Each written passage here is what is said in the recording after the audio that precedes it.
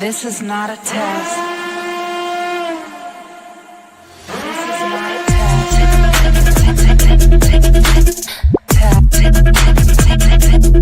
This is not a test. I don't know if you can hear. This is not a test.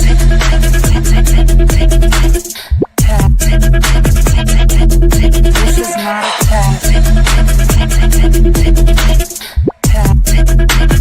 I don't know if you can hear me.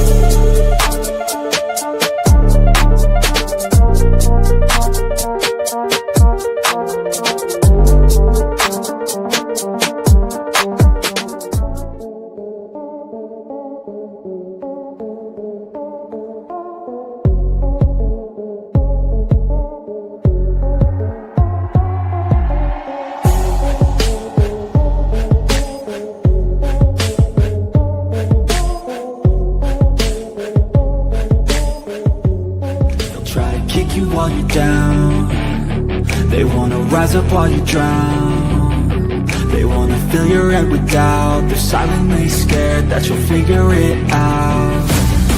I'll make it look like I'm losing, won't bother hiding my bruises. And when they finally think you're wounded, then it's your chance to be ruthless.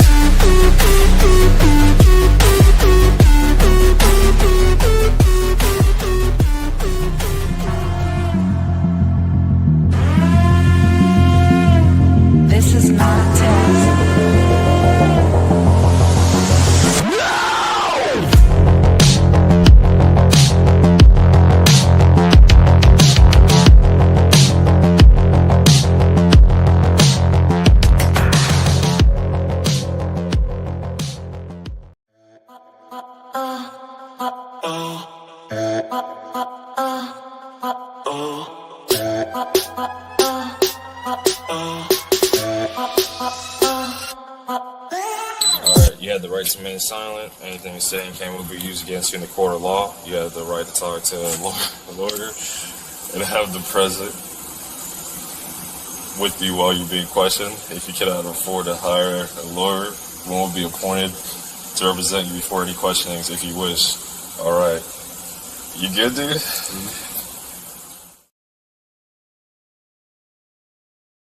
Good evening. Today is Wednesday, May 13th, 2026. It is 7:36 Central Standard Time. Are you good, dudes? Everybody I'm good, dude. You I'm good, dude. Welcome again. Rubber Ramada in the house. The duck pond is hanging out with us today. Yes, ma'am. Hello, hello, everybody. Let's see who we got. Cindy, thank you for coming in. It is so good to see you. Hi, beautiful people. Clover Stitcher. Hi, y'all. Y'all. I say y'all because I'm from Texas. So that Yeah, sounds we good. just y'all it. Southern Cats, nice to see you. Thank you for being here. Teresa, welcome in. So good to see you. Rubber Romano, so good to see you too. And Nightbot, thank you very much for letting us know how things are going. So tonight we're going to continue our clavicular. Today we are going to be Juster Maxing. I'm here lurking while working. Your poet didn't know it, Tracy. So good to see you and thank you for being here. I really, really appreciate you. Let's see. Get down here. See Mastiff, I'm here. Rubber Ramada. Thank you, see Mastiff. Always there. Mustang, good to see you. Thank you for Mustang coming in. always popping up. Always. What's everybody done today? What's everybody done with their Wednesday? What'd you do today, Rubber? Wednesday, let's see. I woke up, I did the doctor thing. I had to deal with the dog thing. I had to deal with the mom thing. I took a nap, got the hubby off to work, took another nap, and here I am. Very good. I mean, that's I not what managed. it I'm is. here. I mean, I summed it up in less than 30 You seconds. coped. You I coped. coped. That's a word I learned today, coped. Yep, that you coped, girl. It's a I cope. listened to Clavicular today. I watched the Clavicular stream. Don't and, tell. Don't tell that one. Don't tell I'm it yet. just Don't tell saying. it. Oh, I'm just okay. saying. I learned the word cope today, That's awesome. so I feel like I accomplished. Okay, that's my accomplishment of the day. I learned the word cope. There you go. No spoilers. Hey, Orange Rose, so good to see you. Teresa, you cooked brown rice and split peas. It sounds delicious. Cooking. If you didn't order out, then what are you doing? Cooking is just a cope, Teresa. So, what we were originally going to do, we're going to go through the back end of some of his other legal troubles. But then I recognized last night going over the live that there's still a lot of people out here that don't even really know this guy. So tonight we're going to go through Clavicular's 60-minute Australia interview. And I want to say this up front. It's not a lazy reaction stream where we just sit here and play someone else's interview. I want to use the clips. I want to pause. I want to analyze what's happening. I want Rubber to give me her criticism, her commentary, her education, her discussions. Oh, hi, girl. Hi. You better put a shirt on. I'm kidding. I have a tank top on. I'm good. I've not got I don't have pancakes hanging out or anything. But you know what? I figured, what the hey? We're gonna do a live reaction. Because I ain't seen this. Hey, Queen Lady Wolf. We're gonna do it. Now I might eat a couple cheese balls in the meantime, so don't be upset at me. I don't want to know him in real life. No, I don't know. I don't know that I do either. The more that I do learn about him, the more disappointed I become. And that's really sad. So this is criticism, commentary, education, news discussion. We're not going to replay the interview as a substitute for the original. I just want to use the portions so that you guys can help me break down what you think the ideology, maybe a little bit of the psychology of this guy, the rhetoric and the cultural movement that comes from this kind of dude. I'm not diagnosing Clavicular. He's diagnosed himself. I'm not his doctor. I'm not his therapist. I'm not assigning him a mental health condition. He has assigned himself autism, self-proclaimed autistic, without a legal diagnosis or medical diagnosis as well. And what I want to do is just analyze the public statements from his very public interview. Today, we're going to do the Australia interview. Tomorrow, Rubber is going to do the Pierce Morgan interview. And those are the two interviews that are the most telling about him. And we didn't realize yesterday, here we are all indulged and looking and figuring all this stuff out. Fucking Cara. You know, we're sitting here all Googling and knowing and all this, and you know, half the people in the audience may have no clue what we're talking about. So I think that was our cue to wrap around and let y'all know what we're looking at actually. Oh, I want chocolate chip cookies. Cookies, you know, cookies are my weakness. Cookies are my weakness. The interview is not just about like the one controversial streamer. To me, so far, what I can see is this is about a generation that seems really lonely, really rejected, kind of broken and insecure, and very unhappy. Being raised in a whole different way than any of us were. Yeah, we're Jester Maxing. There you go. Jester Maxing. Mo, she's like, oh no. Oh, Pierce Morgan plays his own words and hands him the how-to. And I have not seen it, and y'all know me in raw rubber reactions. So it was, in my opinion, the interview in itself was good. I don't have an opinion on Pierce Morgan one way or the other. I have not watched much of his content other than that interview. So if there's an overall, oh, he's a joke or a jerk or whatever, in this interview particularly, I found he pulled out a lot of things from Clavicular that you're not going to get to see with this gentleman, who also, for all intents and purposes, has mogged the hell out of Clavicular, in my opinion. Let me get back in here. I'm with Seamastiff. Wherever you are landed tonight, please help us out. Strike that like button, and thank you. Thank you very much for that. Yeah, we're Jester Maxing. Anyway, like I said, I think that some of these kids feel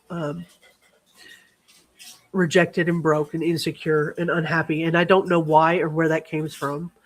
Yeah. I don't know where it came from. Where it came from? I don't know either.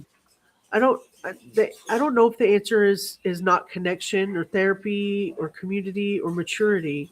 I don't. In his opinion, Clavicular's opinion is you don't fix your missing, lonely, rejected, broken, insecure, unhappy self by securing connections in life or getting therapy or finding a purpose, finding a community, or even maturing. He finds it by telling us to fix our face. That's pretty bleak. Yeah. Yeah. Bleak outlook. Fix your face. That's how you do it. So we're going to go clip by clip and, just analyze what we got here. Okay. All right. Pierce is hit or miss, in my opinion. He does do good interviews. So what he says is that he says he has this thing where he just plays their own words.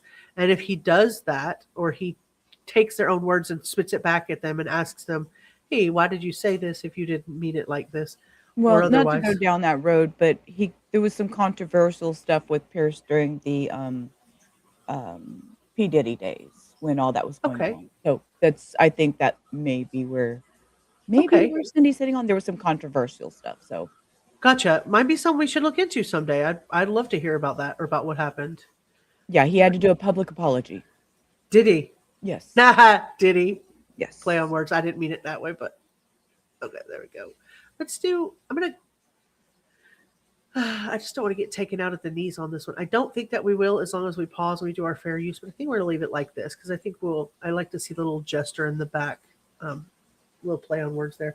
I also have the transcript up here for anybody. I'm not going to put the closed caption on tonight, but if you need anything, you can't see it or you can't hear it, just let me know.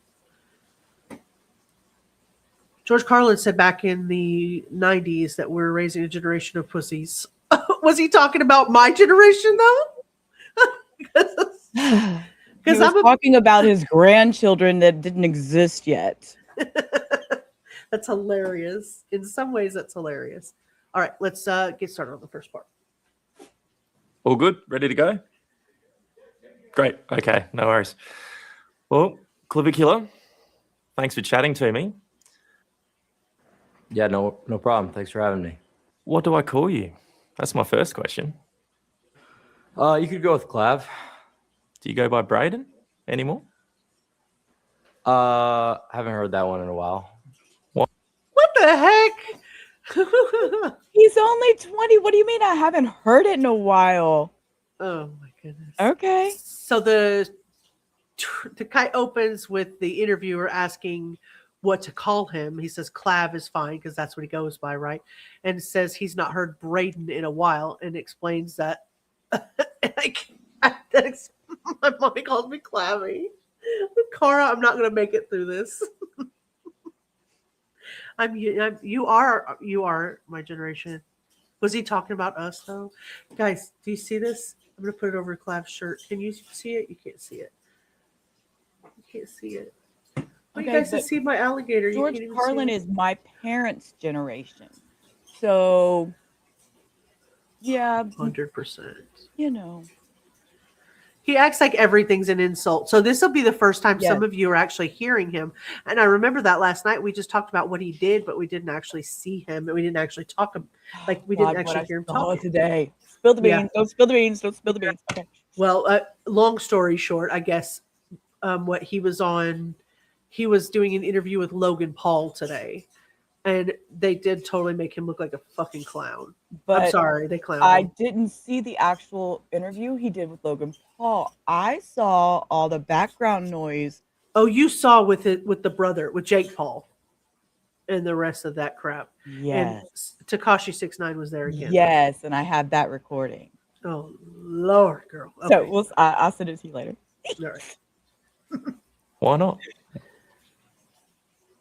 I would just say that I kind of like to keep my personal identity a little bit, not necessarily private, because pretty much all my information is doxed out there, but it's sort of a new era in my life with all the content I'm doing. So it doesn't even really feel like when I hear that name anymore that it resonates almost in a way.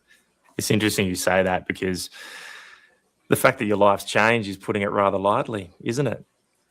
First of all, may I just say, this interviewer to me is much better looking than the 20-year-old Clavicular. Right? That's just my opinion. I agree with you. I totally agree with you. He's totally Mogging Clav.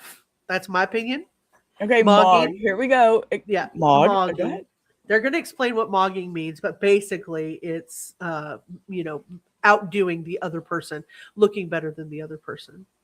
Yeah, my opinion, he's just much better looking. Plus his accent is so just steady nice. Yes.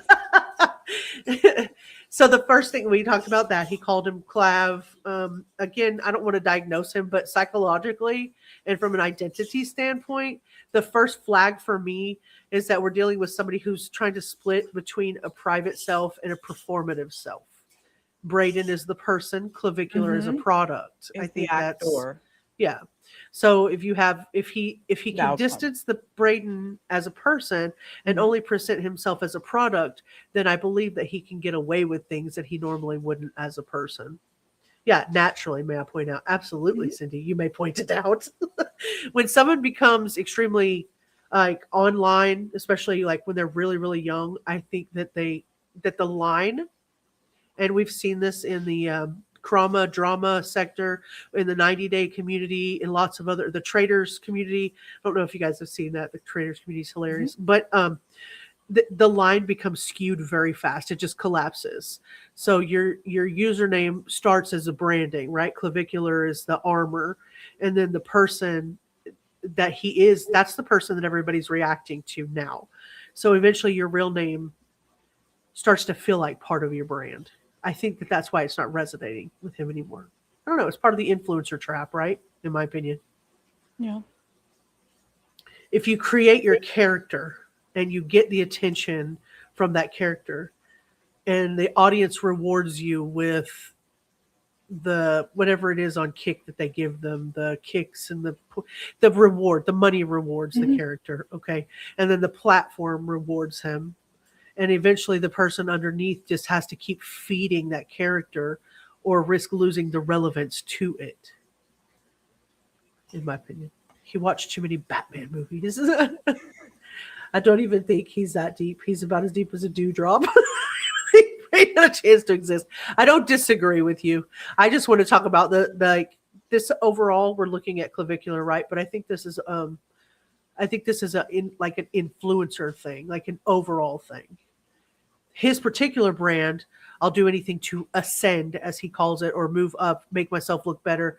And what happens when everybody gets bored with his original ascension is that he has to escalate, which we've seen recently in his behaviors with his recent OD, alleged OD, and the things that he's gone to more of the extreme to accomplish, if that's fair.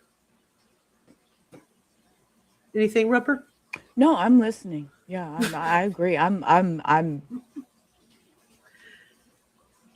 just thinking about what I watched today. I'm sorry, I'm listening. Girl, I'm Swirling. Deep as a. I'm squirreling. My okay. You don't have to be good. Don't be good. It makes it boring. No, don't be good. Don't be good. Look, I turned my damn camera on and I'm in a tank top. Okay, no She makeup. tells me, how good do you have to? Yeah, right? she tells me before the stream, I'm not gonna do. I'm not gonna do camera today. I'm not gonna do the camera tonight. I'm like, I'm thinking to myself, yeah, right. Yeah, right. I know. The only thing about him that ascended were his nuts back up into his body. Oh my God! Wait till I tell you what he does with them. Well, with his shaft more than his nuts. No. I've got to tell them. I've got to tell them. We're not going to tell you now. Let that be. Maybe I'll let you guys go look and tell me what you know that he does with his shaft while driving. We could be grifters. Hey, dude, I don't have monetization. I was going to do that little fun thingy where so many don't. Okay. I'm sorry. I'm just being a bitch. I'm ashamed. We're going to grift y'all for Anybody who finds it, put it in the chat. What is it that Clavicular does with his shaft while driving? Flaccid, I might add. All right, we'll move on from that. Drive a stick shift. Oh, I don't know that he knows how, but I'm not going to ask. I was just. Are you a different person in your personal life than the person we see streaming? Just sort of, kind of, like, with all of the relevancy and just the fact that I can't even really go outside anymore without like security teams and stuff. No, it's a different lifestyle, but I'd say I'm generally the same person. We've watched his streams. There's very few times where I think that he actually needs the security, but there are some times that he does. Mm-hmm.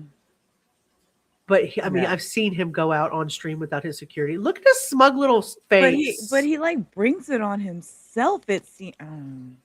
Yeah. Okay. Yeah. Okay. All right. Just a different mission, I guess you could say. What is your mission? I think that young men are arguably living in the worst dating market that has ever existed, with how bad hypergamy is, with a lot of the tendencies of modern women. So I would say it's kind of my mission to not only raise awareness to this, but sort of bring about a solution instead of just the typical red pill complaining and that sort of thing that you see. I knew this would happen. I'm struggling to understand exactly what you mean by any of that. What is your opinion of women? Woo, girl. So he describes his mission as raising awareness about what he calls the worst dating market for young men and points to hypergamy and modern women. I don't even know what that word means. Hypergamy and modern women as the issue. Hypergamy. Let's look this up together, chat. I'm not even. Hypergamy or marrying up.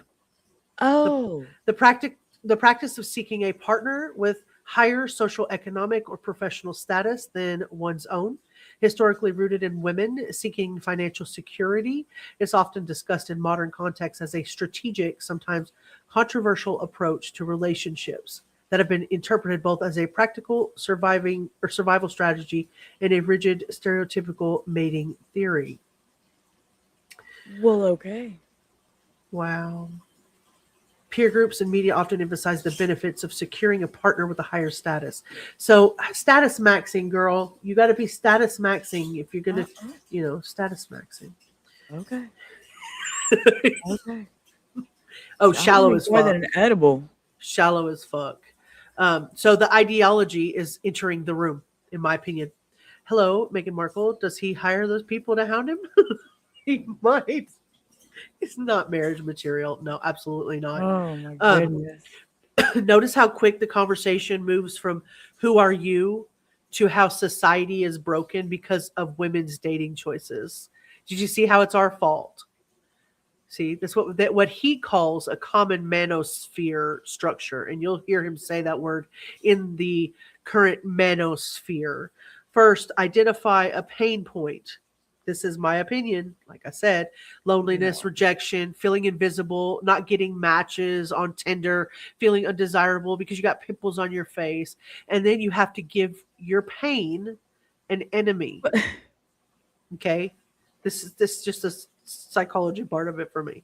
You have to give the audience a system to explain your pain away. And then you have to sell that solution, which is what he's doing. In this case, the enemy is going to be female hypergamy. The system to fix that is to Looksmaxx.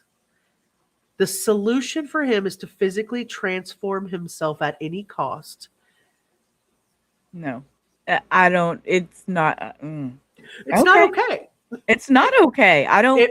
It's but to these shallow. kids, The first thing I think of is Shallow Hal, that damn movie, and I don't know. And I guess it's just somebody being so shallow. But dating is hard. Dating is hard. I have a 25-year-old. Adolescence is, in Clav's words, brutal.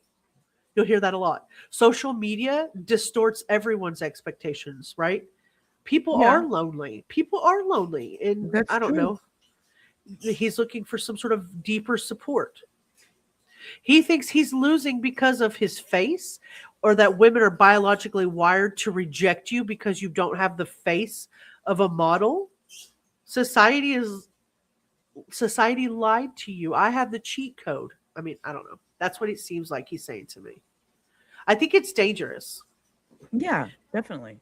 We've already reduced the human relationships, like the way that we interact with one another already, right? Mhm. The human relationship, the ranking system on how we view each other in a worldview. Right.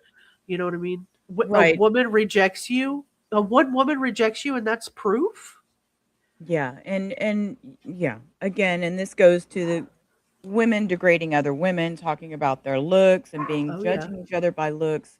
Oh yeah. Doesn't help any of this. And the men are doing the same thing. I mean, they wouldn't have all this Looksmaxxing and wanting to look this certain way had not it been a trend, something that they're following, in my opinion. Well, there's no way out of the ideology because it's already decided. He's already decided what the outcome means. There's no critical thinking at this point. He's trapped in his little vocabulary of gesture maxing. And hi, Jenny Jen. Hi, sweetie. Thank you so much for the trigger warning. Trigger warning from Nightbot. Thank you. Women reject him because he's a jerk. Yeah, he's definitely shallow, in my opinion. Another dude who listens to men about women, what women want, rather than listening to women. Well, because listening to women, there's no return, or well, I guess you would call it ROI in his opinion. There's no return on investment. If you listen to somebody else, you're wasting your time, and you could take 15 minutes to go and Looksmaxx and do the most. See, your opinion doesn't matter. You're invalid. You're invalid. I wish it wasn't that shallow. He does remind me of a Wade Wilson type. I agree with that. I haven't agreed with a comment more all night than that, actually. He has the potential I'm not saying a serial killer-ish mentality. I'm just saying he has a potential to have the traits that Wade Wilson has. No ma'am, Lola. Oh, ma'am. Okay, all right, let's keep going. Go. What is my personal opinion of women? Well, I don't really think that's even relevant to the point I just made. I would say that it's all pretty statistically backed, right? So we take a look at all the stats that are released by like the online dating apps, and how the bottom 80% of women are going for the top 20% of the profiles on there. So even that's enough to kind of justify that hypergamy is a real thing, and that there is something going on that's horribly wrong with society. So before I go on, how many of you in the chat, if you're comfortable saying so, have used a dating app where you're looking at it as a social experiment to come up? Not to date somebody because you find something in the profile that matches who you are, what you're about, and what you're looking for, but a come up. Anybody? Nope. Nope. Never used a dating app in my life. It's crazy. Hey, Orange. I don't see anybody saying that they've used any of the dating apps as a come up. No. I've never even used a dating app. Well, unless you want to call chatting with people on AOL a dating app. I mean, I guess we could have back in the day. You never looked for a sugar daddy? Apparently we don't know what we're missing out on. This guy's status max. He's looked max. He's, got all of the right things in all the right places. So this is the type of dude that all of our kids should be looking for, right? That's what he's telling us. What do you think that is? Well, it's like I just said, it's female hypergamy. To the uninitiated, and let's be honest, probably the rather confused among Hey, us. allegedly. Can you explain to me what Looksmaxxing is for you and what it does for you? Looksmaxxing is just another form of self-improvement that is a little bit more holistic, I guess you could say, than the traditional self-improvement that was usually just, physical fitness and, athletic activities, whatever sort of was in the mainstream in, the early 2000s, 2010s. You typically just see on forums a lot about bodybuilding, but now it's evolved a little bit further from that, and people are taking mind the face, so that's one of the most important distinctions. What lengths are you going to?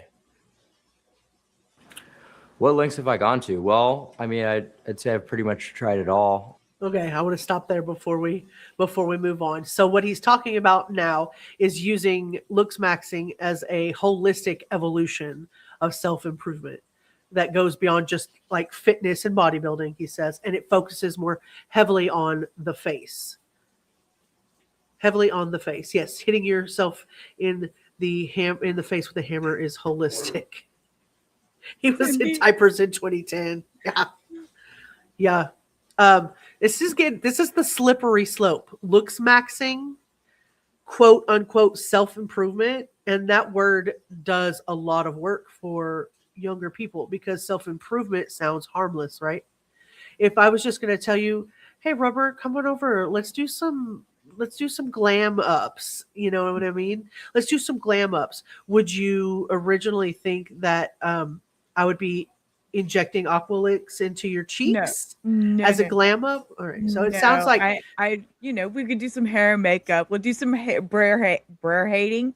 Woo, yeah, brayer hating. Yeah, drinking water, get a haircut, fix your sleep schedule. There you go. Get some clothes that fit. But damn, you're gonna stab me with anything in my face. Yeah, try not to live on gas station food and Sprite. Fine, good. I love that. But in this guy, is that self-improvement it's like he's using it as a, think of it like a burrito. He's like got the burrito wrapper around much more extreme behavior, which we saw last night. And extreme mainstream communities themselves are watching him unwrap this burrito on stream. Something normal. Just take care of yourself. You're worth it. And then they move to, well, your face is determining your worth. So therefore, what we need to do is get you some pharmaceuticals.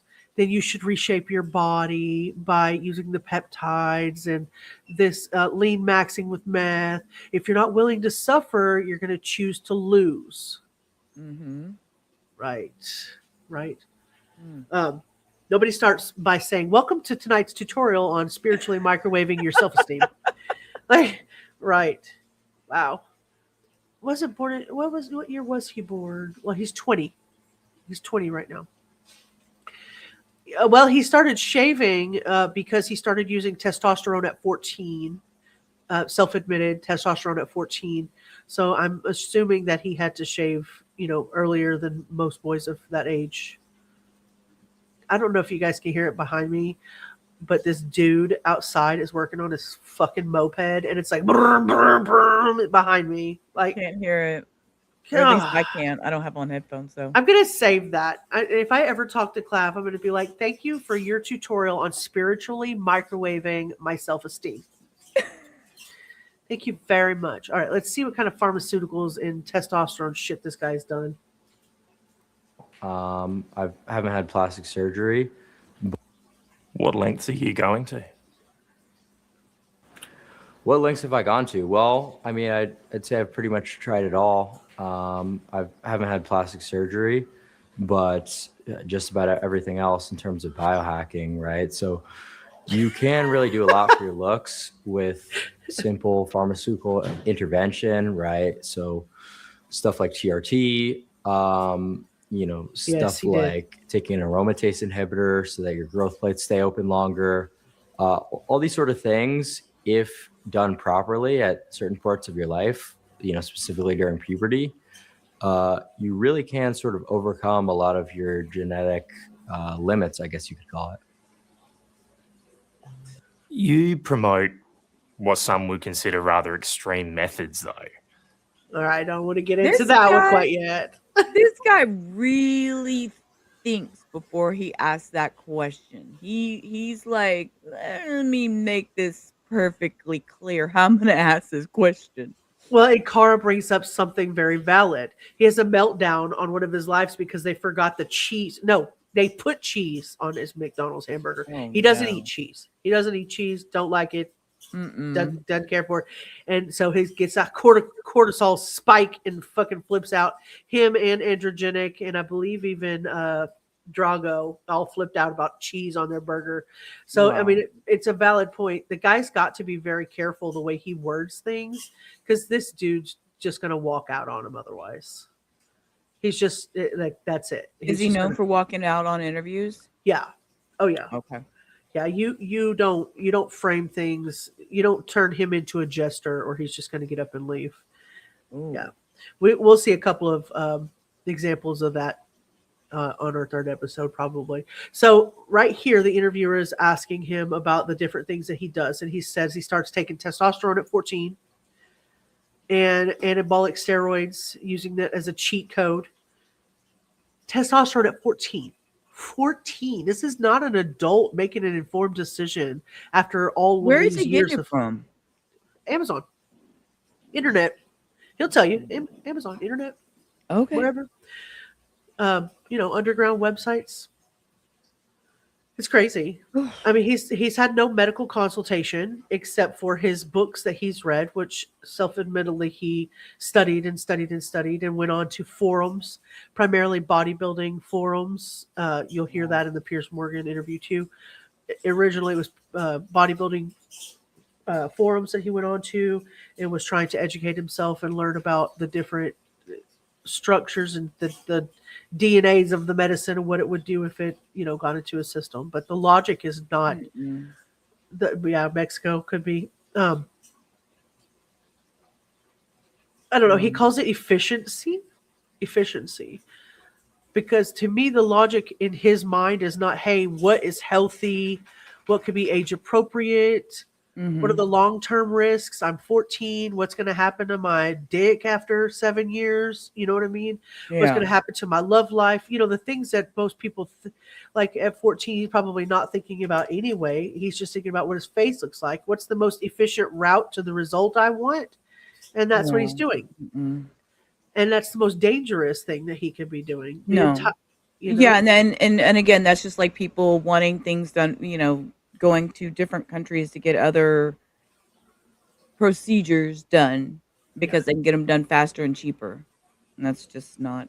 Yeah. And everything is a variable. The question is like, what are you willing to sacrifice for the output? Like for him, his fertility, it's a variable. He doesn't care. His pain, it's a variable. Hormones, food, sleep, his face, it's all a variable. once everything is a variable, what are you willing to sacrifice for the output that you want? And he's willing to sacrifice everything. Yeah, but Cindy, if they, God, I don't like talking about people's diagnoses, but if they do diagnose him with being autistic or on the spectrum or anything like that, then I think I've heard him mention, and don't quote me on this. You'd have to find that's why I it. didn't want to I talk think about. it's self-diagnosed. I don't think he's You been think medically so? diagnosed. He says that he's looked on, again, forums and this, that's, and the others, and he said he wasn't formally diagnosed, but that could have changed since. I'm not, Cindy said, I have to respectfully disagree. At 14 years old, boys primarily think about dick and how to get a girl or a guy. I mean, I don't disagree that it's a thought process. Right. I don't think it was as important to him as a person, because I think it's just a means to an end. Yes, he thinks about getting the girl, but he's not thinking. Did we know what his parents did for a living? Yes, we do find out. Okay. Both of them were in bodybuilding, I think he said. I can't remember for sure. Let me look real quick. Did you say bodybuilding? Well, no wonder he's so stuck on his look. Yeah, they were Kenneth is a businessman. Lauren's a former bodybuilder. I told you they were out of Hoboken, New Jersey. So his parents are. I heard that. I didn't hear you say that. Yeah. His initial intervention is when Clavicular or Braden began injecting mail order testosterone at age 14. His parents discovered the supply and trashed it. You'll hear that in Pierce Morgan's interview. As of April 2026, his family was very concerned about his potential overdose, including his partying and alleged drug use. A reported attempt by his father to intervene in Miami failed by the influencer's hospitalization. Obviously, he did end up OD. And his mother, she's a former bodybuilder who has a home gym, and the family is described as affluent. That's what it said. So I'm not 100% sure. Not 100% sure, like what they what they think of the whole thing. I know that you could see online whenever we watch the streams that he seems to be disappointed that his dad didn't show up at the Bacara opening.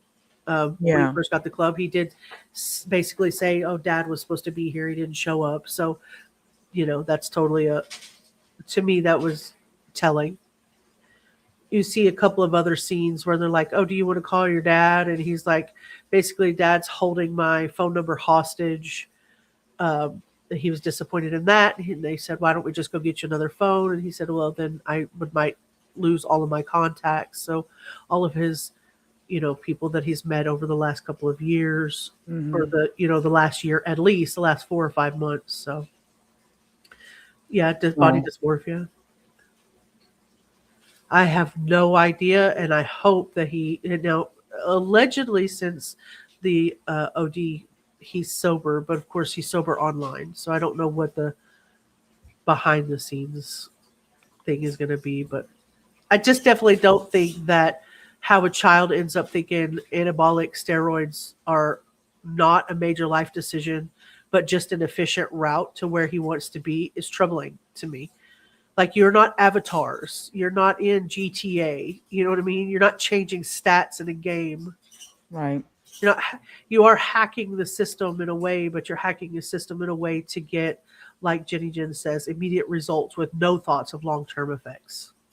100%. Can you take me through in detail what your routine is and what you've done from a young age? Well, my current routine, just run you through sort of a list of like my stack, my protocol.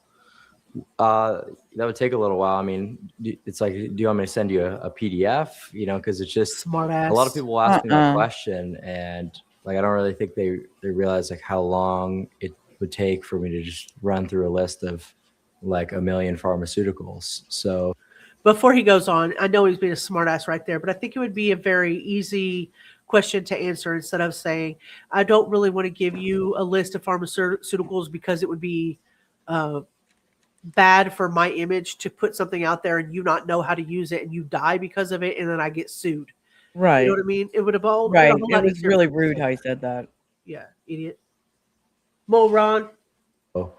Let's just say it's a lot of biohacking, and I wouldn't really want to, just say things without specifying what they are, what they do, the risks that come with them. Because if people just come on and watch this interview and see this crazy stack of pharmaceuticals, they might assume that you're crazy for one, and also if they try to replicate that without a really comprehensive knowledge on like how to use them properly, how to mitigate side effects, it could actually do them a lot of harm. Well, you should have just said that from the beginning, Lord. And it's really funny. They might, does he say, if people just come on and watch this interview and see this crazy stack of pharmaceuticals, they might assume that you're crazy. You think? Well, you think? Yeah, throw the voodoo dolls at him, Jenny. That's a lot of words for. I wasn't expecting this question, and I don't know how to answer it. I just do things because it sounds cool, right? It is very dangerous without some close monitoring. I agree. Oh, well, let me ask you this then. Can we run through a few things? When did you start taking testosterone? When I was 14 years old. 14 years of age. Mm-hmm. What possessed you to start doing that? And he's that? only 20. Yeah. What possessed me to start doing that? Well, I would say that one of the main reasons I started was a lot of people on forums and were sort of talking about this. And just from the objective point of view that there's no reason for me to go to the gym and work out in any way other than the most efficient one, and that was with anabolic steroids. So it's sort of like a cheat code. And that's how I thought about it. What about bone smashing? I've heard you speak about that. What does that involve? Well, it's exactly how it sounds. I mean, you're just creating microfractures in specific areas of your face. And the idea behind it comes from Wolff's Law, right? So when you break down a bone, it grows back stronger. So you're intentionally creating these traumas, typically on your cheekbones, your chin, wherever, in order to grow your bones. Dude is making fucking reckless behavior sound intelligent, right? Thank you very much for the trigger warning. Like, I want to be extremely clear. Do not do this. Do not hit yourself in the face because a streamer told you it might make your cheekbones better. He's not giving medical advice beyond the obvious self-injury for his own cosmetic optimization. Do not do this. False. It's not a life hack. Don't listen to the rhetoric. Because he's not even framing as, oh, this hurts. He's just like, trying to use technical language, microfractures, bone growth. Sounding doctorish, but not doctorish. Like I said, Doogie Howser wannabe. Atrophy. Like, come on. This is the way that people sanitize harm. That's how you clean up the bad. Mm-hmm. That's how you clean up the crime scene. If you call it hitting yourself in the face, that sounds pretty fucking disturbing. But if you call it, I'm creating microfractures for facial atrophy, it's like, huh? Yep. It sounds like he's doing some sort of a protocol. It's pseudo-clinical language, but okay. That is dangerous pseudo-clinical language. Glad you feel intelligent there, Bubba. I'm not feeling quite very intelligent right now watching this. Losing the brain cellulars. It's because we're Jester Maxing. They're leaking as he talks. We're Jester Maxing. And meth. I've seen you say you take meth. Do you do that for your appearance? Not anymore. I have previously. When was this recorded? Yeah. Why would you do that? It aired on April the 12th before his alleged OD. Mm-hmm. Yeah. Usually his interviews, if you've watched, he does the interviews and then they get him out usually within like 3 days because he's lying, Cara.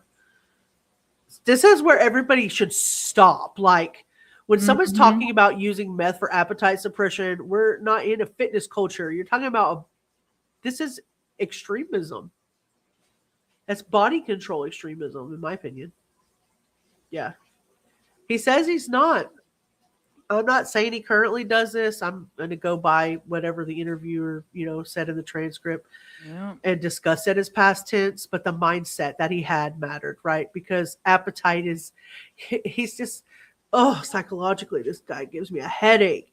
Appetite is your enemy. Hunger is a weakness. You know what I'm saying? Like, he's trying to override every signal that his body gives him and put the most toxic things into his body to get an extreme appearance. You don't learn to trust your body like that, especially not at 14. You don't even know your own body, right? And here I go back to the mental health of the parents that's allowing him to do this. I mean, I keep why is this being allowed? And you can't say they didn't know. And it's self-destructive. Like, Very. He's poisoning himself, in my opinion, as being very disciplined. I'm looking at it as you're being self-destructive, because a healthy routine is what should make your life better, right? Mm-hmm.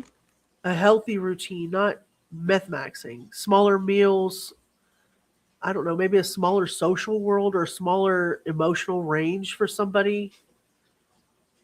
I don't know, maybe, I don't know. I just don't feel like how this is going to give him freedom in the long run.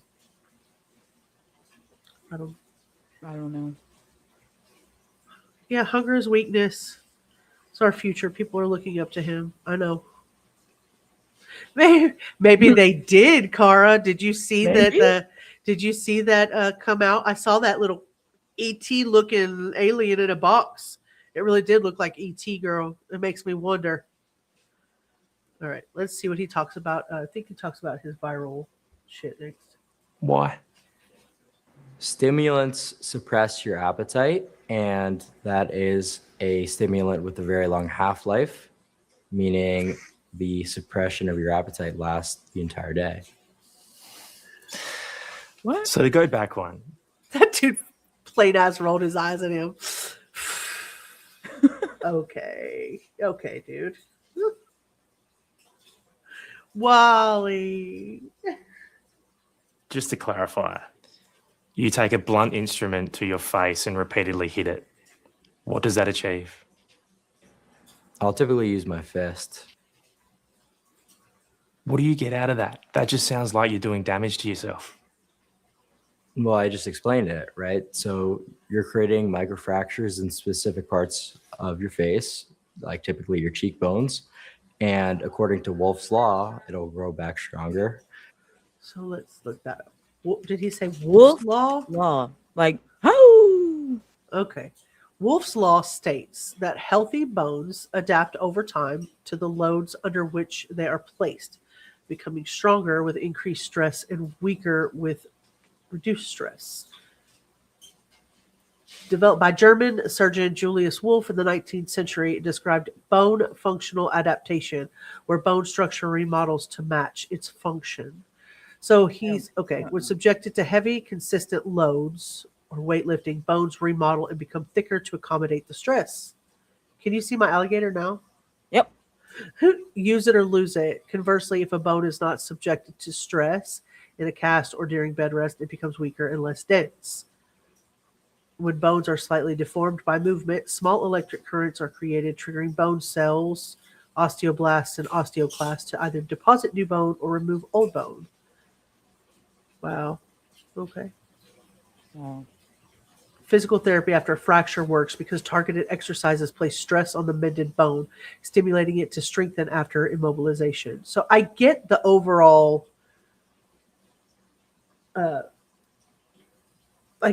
picture of what he's trying to portray, but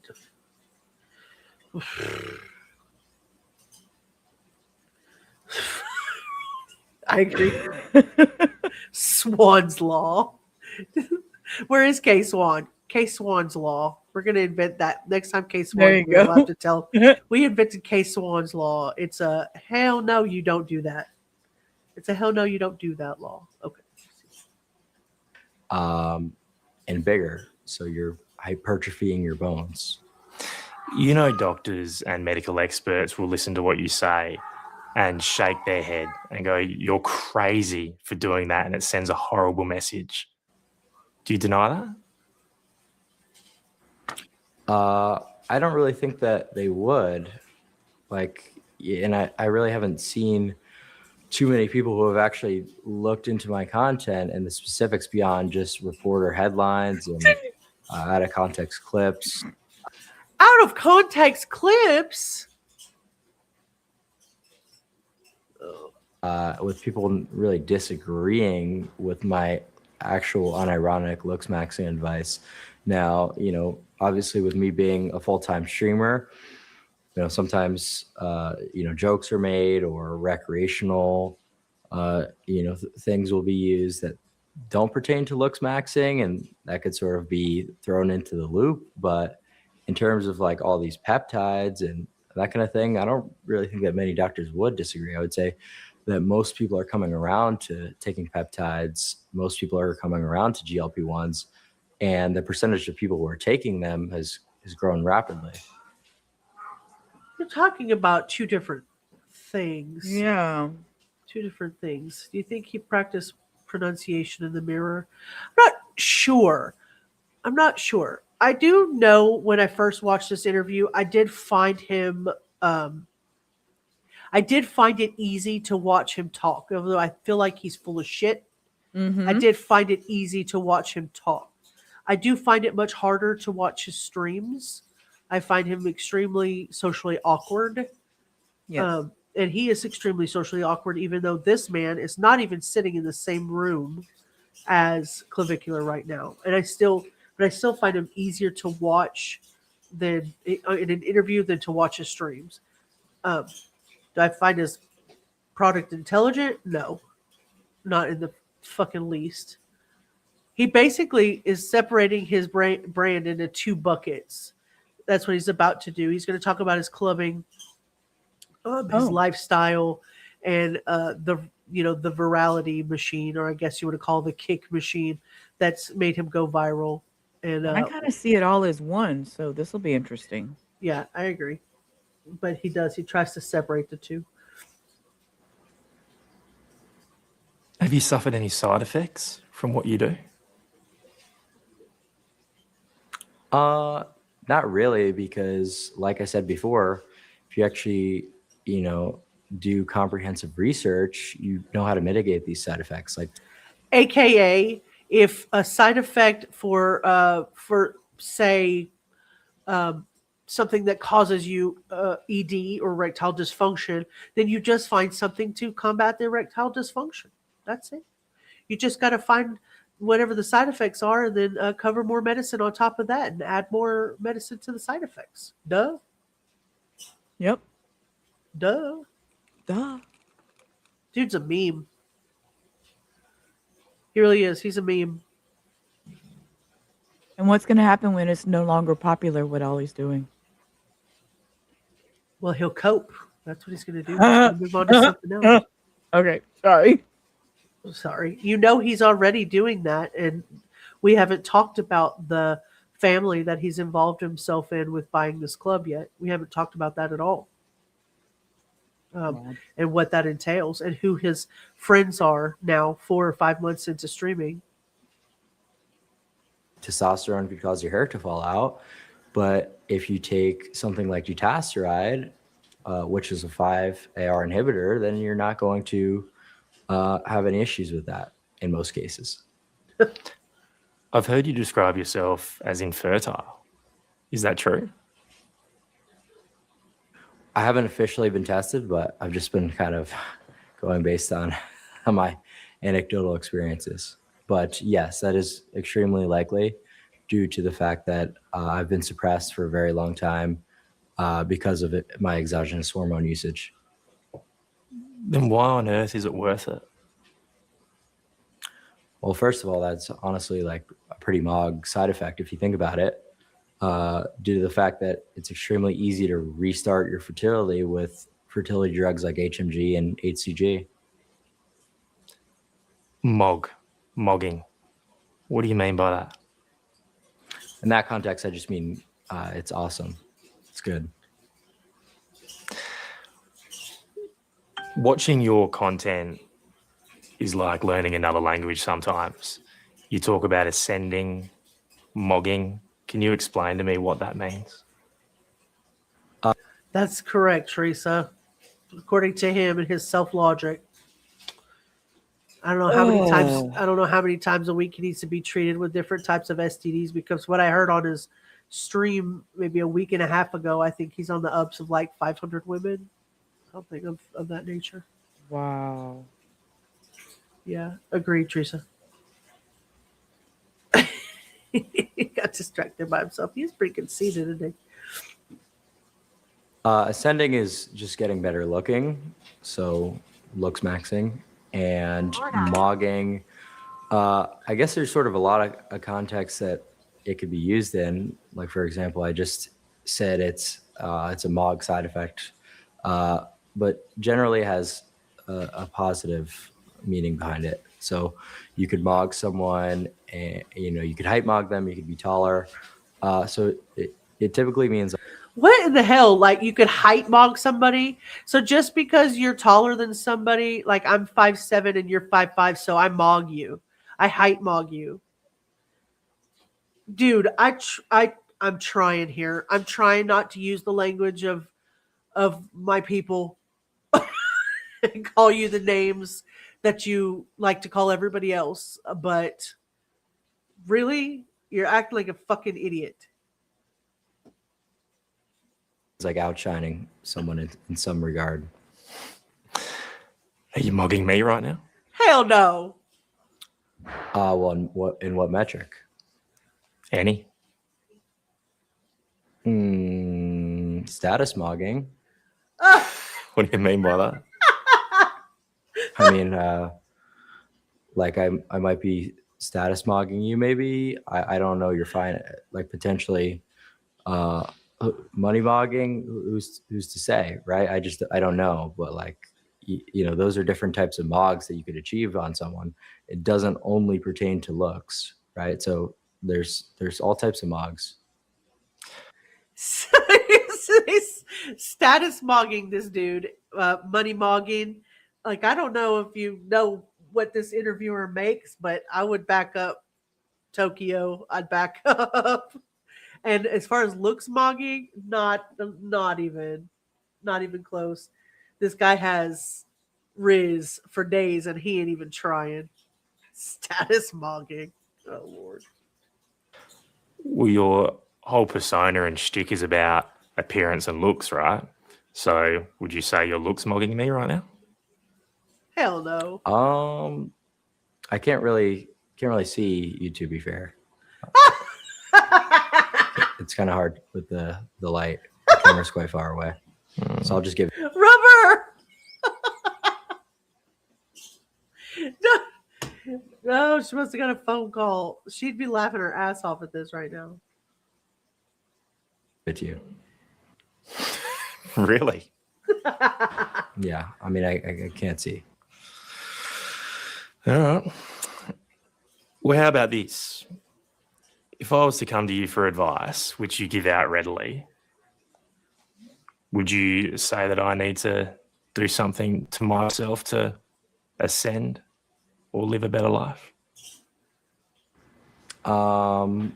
Well, the issue is you're just giga far away on a laptop screen, so I wouldn't be able to really say what you could do. It's very far away. Sorry about that.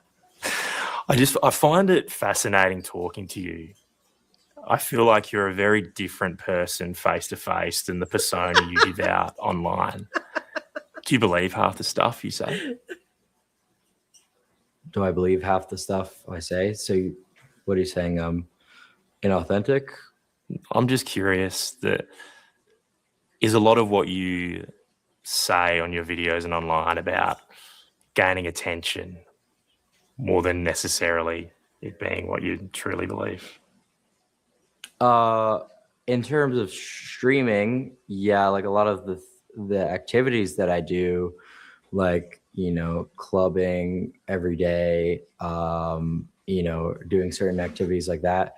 Is that something I would do if I wasn't a content creator? No. So that part is, I guess you could say, just for virality. I'm a pretty sheltered person. I, like to spend time to myself, ideally. So all those experiences where I'm going out and about, talking to people, maybe that's not the most real version of myself, but everything I talk about in regards to Looksmaxxing in my philosophy, it's 100% real. Wow. So I think, I don't know, to me, that's pretty revealing. So his clubbing, certain activities, the lifestyle content, the reality, like I said, the reality machine or the kick machine, that's what he's, you know, that's the performative side, right? And then And the this idea, gets him. say that again. And this will get him. What's the end outcome? Just Well, money? that's what I was Fame? telling you. He's trying to separate out the brand into two different buckets. He's saying that one of his buckets is just the performance, right? And you can throw the clubbing in there, you can throw quote unquote certain activities, the lifestyle content, all the stuff that makes him go viral. And in the other bucket, it's like that's just what I do because my ideology is Looksmaxxing, my philosophy and my worldview is not gonna change. But what I do as a performer is I go out in a club and I do these certain things and I lead this certain lifestyle. But all in all, like underneath it all, I still believe in Looksmaxxing, the philosophy behind it, and the way I see the world. That's the two different buckets. I think it means that you can't dismiss what he's saying as trolling, because I think that's too easy. I don't. I think you could say he is doing some of the performing for clicks and views and money. But what he's trying to say is make himself seem more complicated, right? Like he's got, like some of the lifestyle is for the clicks, but his worldview is real. Does that make sense? Right. He's enjoying the clicks and views, but this is his actual beliefs. But you get that his performance, like the performative side of him, can spread to his audience. That it spreads into real life ideology for other people. Like it might be a joke to him, but jokes can still recruit people and normalize things that are harming other people. That's the problem that I have with him. It's not even that he has, there's two types of people, right? You are who you are on and off camera. But there are some things in private that you and I talk about that are probably more vulnerable and more open to things. And if you brought those things to your platform, ideally what would happen is they would see you in a more vulnerable light, and you could change the way they think of you and change the way you could change the way that people do things. Your advice and your knowledge and the way that you put things out on the internet changes the way that people see you and see themselves sometimes. Right. And Southern Cats brings up a great point. You're talking about the sheltered boy who is going out here and is so viral and going viral so fast that all of these people that are watching him, girls and boys alike, end up putting needles through their faces and using drugs next to him, using Adderall next to him, meth maxing with him, lean maxing with him, trying to status max with him, when it's all just based on some sort of performative fantasy. Jokes, are on in jokes and clips and live streams. Like, I don't know. It all sounds stupid until some teenager builds an entire fucking identity and a whole career online around this shit. And here, my mind. Okay, I go back to the. I'm not your father. Don't look up to me as a role model. Remember those lines of some famous people? Yeah. And they're like, I'm not the role model. I remember some basketball players coming out and saying, I'm not your role model. So here these other younger guys or younger teens, kids are looking at him going, this is cool. Yeah. Yeah. And that's not okay. Thank you, Cindy. I'm just I always love Cindy's perspectives too. I know she's sitting out I there know. with some good experience on us. I know it, And- and she still works with some of the youth of America. I'm totally out of pocket with most of this stuff. My son is closer to his age than some of the younger generation, but my nephews, I have an 18-year-old nephew. I'll keep it a buck. Almost exclusively reminds me of this kid right here. The status maxing on TikTok and trying. He's better behaved in some ways, but if he were to go viral like Clavicular, do I think that he had the potential to follow somebody like this into a dark place? Absolutely. Absolutely. There are leaders and there are followers. Absolutely. I mean, honestly. Why do you think you have become so extraordinarily popular among young men? Because Looksmaxxing was the key thing that was missing from the manosphere and a lot of male internet spaces.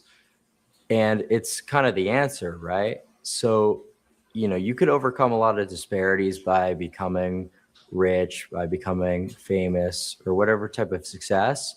But if you're not physically attractive, then you won't be able to really have lasting relationships with women. What?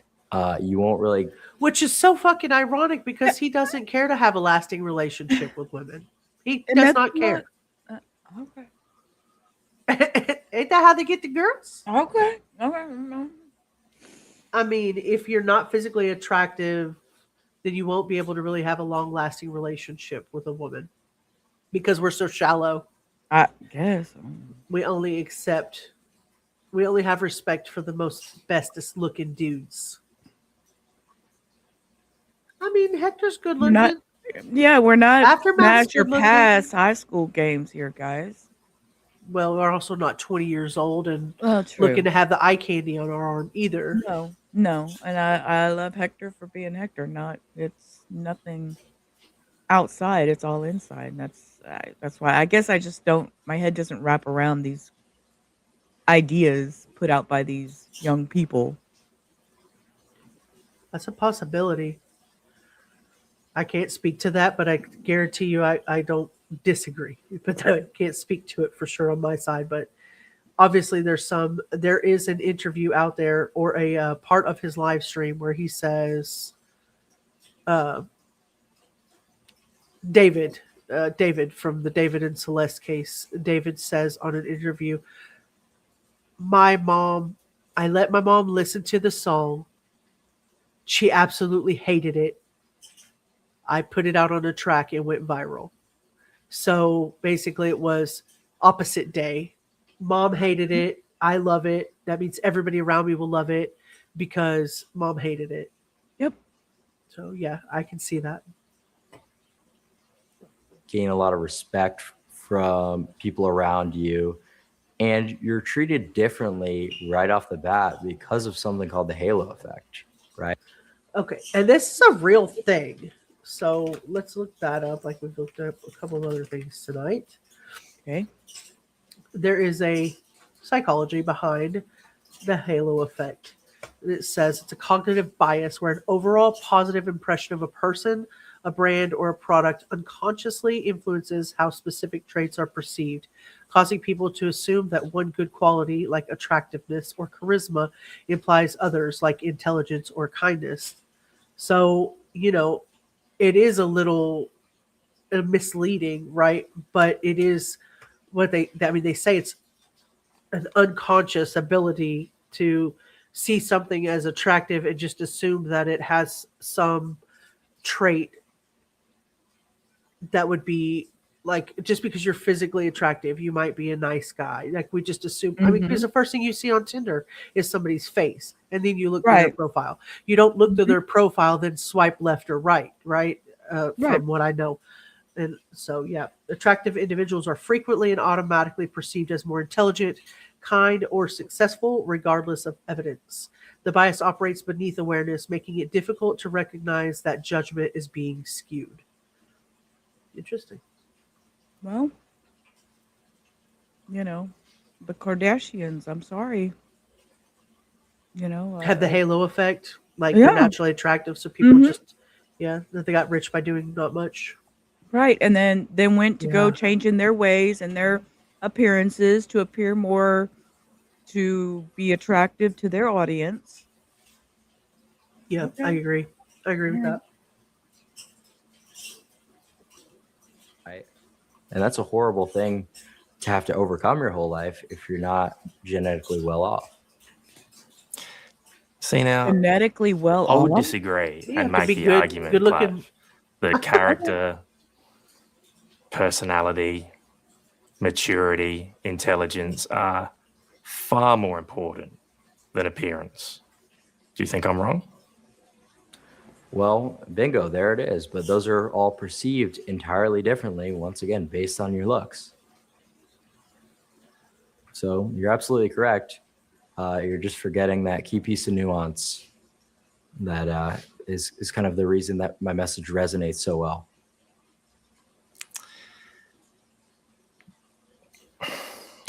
Do you think that sends the wrong message to vulnerable, insecure men?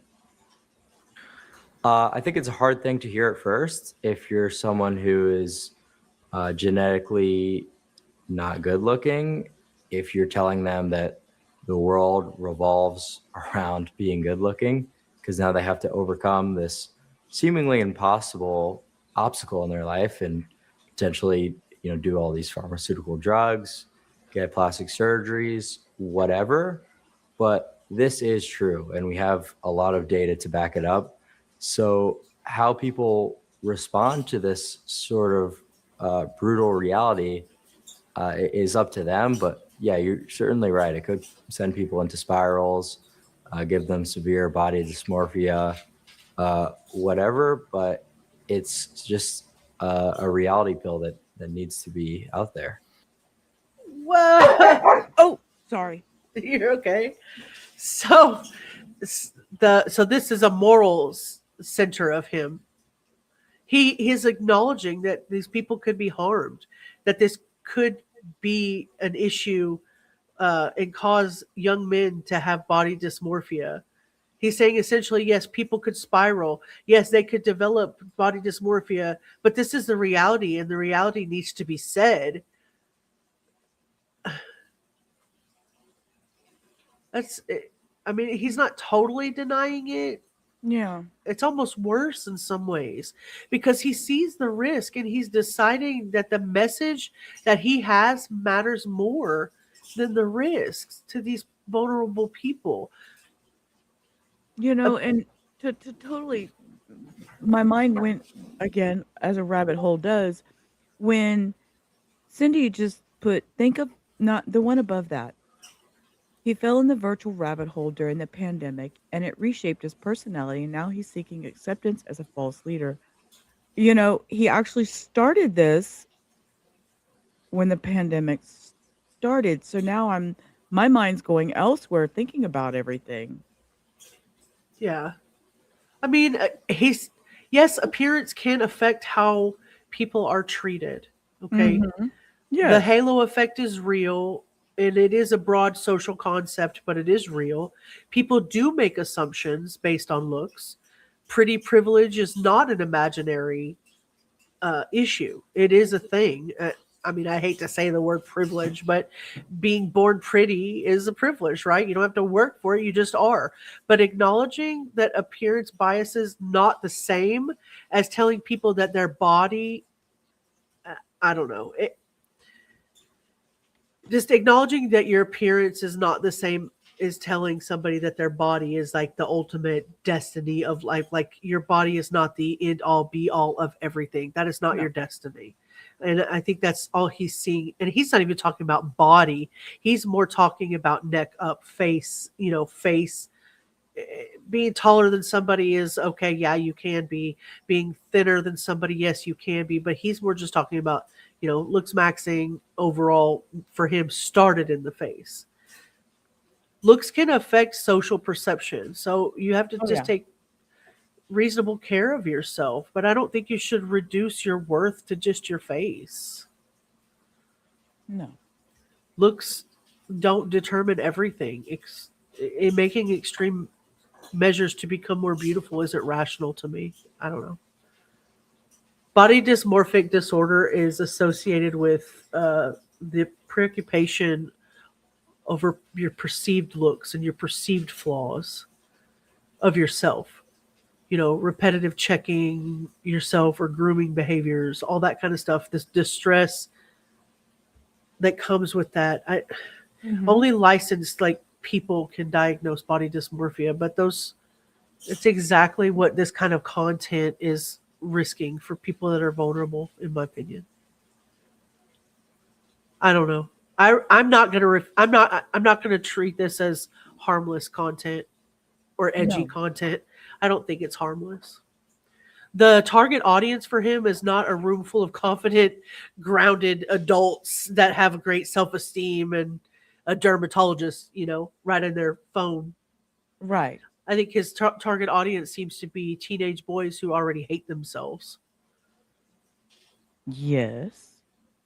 And then the women that he brings into his scenarios seem to have now become an issue. Right. These kids are already bleeding psychologically. And he just shrugs at them and says, yeah, well, you see, I was telling you the truth. This is what you got to do. Even when you tell the truth to somebody and they don't care about you, is that like you could, it's like getting to a fight with somebody and you tell them the truth about something that you don't really care, whether it affects them or not. That's cruel. Like, I don't know. I'm just not a cruel person. I just don't see. I'm not that way either. Am I boring everybody? I don't know. I just feel like psychologically this dude's got some fuck shit going on up in his head. Keep having to mute these damn dogs. They're over here having a fit. I know. I just don't want everybody to be bored. It's like I see this from such the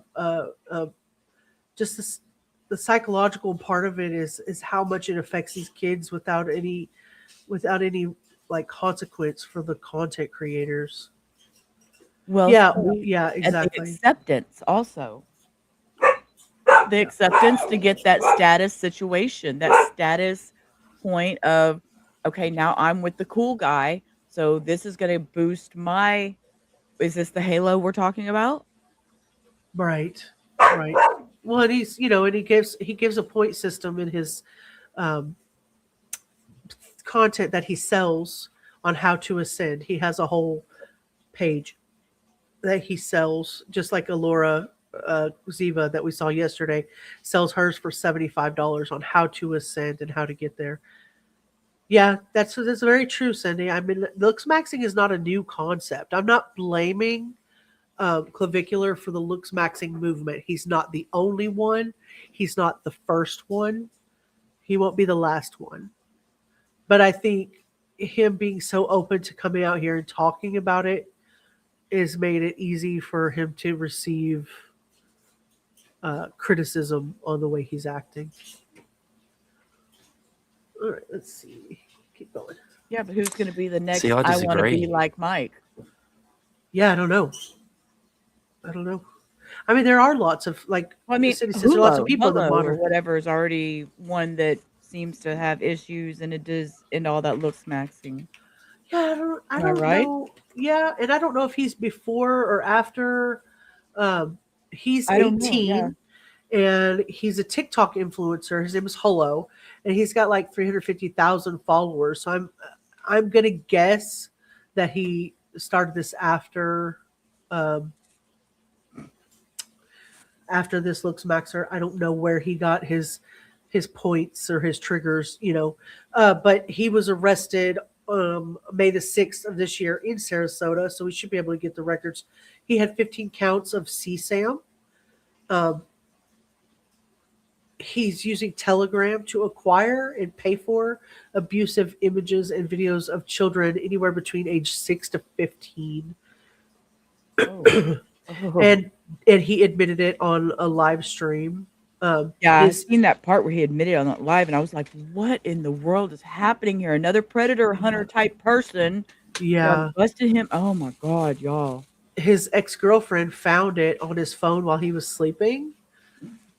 And so, yeah, they found photos and videos on his phone showing they were being forced into certain sexual situations with adults. Yes. So None of them looked distressed, was his words. I remember hearing him say.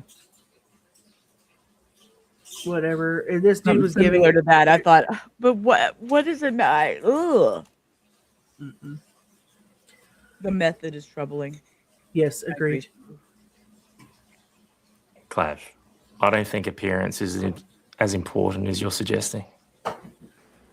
Do you think that if you were bald, if you were fat, that you would be doing this interview, that you would be a journalist? Yeah, I do. Well, I would tell you that it's very unlikely that you would have the career that you do if you didn't have, the looks package. That's really what it comes down to. Like you'll see a lot of media personalities with full heads of hair, generally in shape, and that's what it comes down to. See, again, I disagree. Do you not think there are bald, overweight journalists? Of course I do, but I'm just saying you would have had to overcome that disparity by being a lot better in other metrics. Being bald is to have the disparaging. career that you do. The people who follow you, do you feel the weight of responsibility at all? And do you reflect on the fact that the people following you are looking for something, looking for some guidance, and you might be sending them down a really dark, sad path? Well, yeah, I do feel responsible for the advice that I give, and that's why I didn't just go through a laundry list of different things that I take, and try to have people replicate them without all the background that they need to do things successfully. But, going a little bit further into it, do I feel responsible for the mental state that people could be in by realizing the importance of looks and not being potentially good looking? Yeah, I mean, obviously I'm responsible because I'm putting the message out there and I'm the content creator, but am I supposed to feel bad if someone just gets, brutally insecure? I mean, they're already insecure when they come to you, bro. I mean, it literally is what it is. Right, they're already looking for something when they come to you. Yeah, they don't consume your content because you're the most riveting, advanced 20-year-old in the world. I mean, you spit an image out there, you tell everybody what you're doing. You pay these girls, OnlyFans girls, by the way, $1,000 per episode that you air to sit next to you and scantily clad or doing whatever they're doing, and with the intention of having sex with every guy on the set. Whether they do or don't is not the point. It gives off the image that they're going to. So I don't know. Should I feel bad because you're insecure? No, it's not his responsibility to feel bad for all of the insecure youngins out there. No, I don't think that. But your message is clearly shit. Or starts having body dysmorphia. It's like, why is that responsibility on me? How people react to that messaging. Well, people would say because you are the person sending that message out. We see people taking hammers to their face and bone smashing. We see people talking about taking drugs because they look at you, a rather attractive young man, and then want to emulate that and emulate you. So do you feel bad about that? So do you think people are better off living in a fantasy land that is essentially just a matrix? Not to sound, like the typical, matrix talking point, but it really is like copium fantasy land stuff to tell people that their looks don't matter. But surely, Clav, it is a happier world when people don't sit there and obsess over their looks to the point they're hitting themselves in the face with a blunt object. Well, I mean, why? If looks are the most important metric, why wouldn't you do anything and everything to maximize it? Because there are probably more important things in life than looking good, don't you think? Like what? Like what? So that's pretty revealing. That's the worldview we were talking about, right? That's not the performative side. That's him. This is him. This is what he thinks. He's talking about romance. And the guy's like, no, looks. And he's like, what about the respect? No, talk about looks. What about the career? Looks. Friendship comes to looks, like your happiness, your family, everything. And that's his worldview. That explains everything. That's why we should be suspicious of this dude. It really does. Looks matter, money matters, personality matters, timing, all your trauma, your location, your culture, your luck, your social skills, your mental health, that kind of shit. You know, I don't know. For some people, everything has to do with class, race, gender, politics. But in his corner of the world, everything is looks. He's in Florida, right? Yeah, he lives in Miami-Dade. I don't know. I mean, I didn't mean anything by that. It was just a question. No. I mean,